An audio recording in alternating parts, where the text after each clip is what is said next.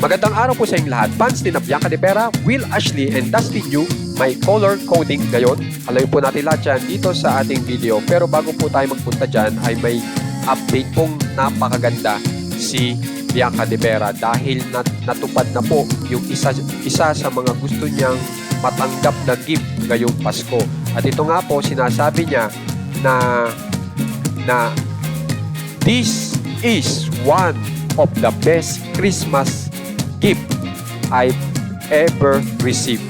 Yan ang pagkakasabi niya, na kung saan ay in-interview po siya ng isang kilalang magazine na kung saan ay nakalakip po itong tatlo, sina Bianca De Vera, Will Ashley, and Dustin Yu. Kaya naman po, congrats po kay Ma'am Bianca De Vera at na-receive niya na po yung isa sa pinaka gusto niyang ma-receive ng gift ngayong Pasko. At ito nga po yun, yung pelikula nila na Love You So Bad.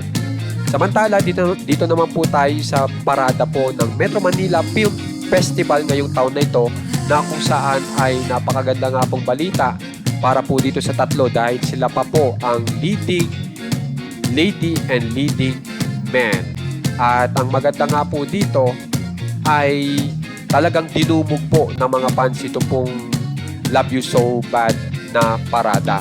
At kapansin-pansin nga po na may kulay po ito pong tatlong ito, na kung saan ay si Dustin Yu ay laging nakadilaw, tapos si Will Ashley ay laging naka-blue, samantala naman si Bianca De Vera ay laging naka-pink.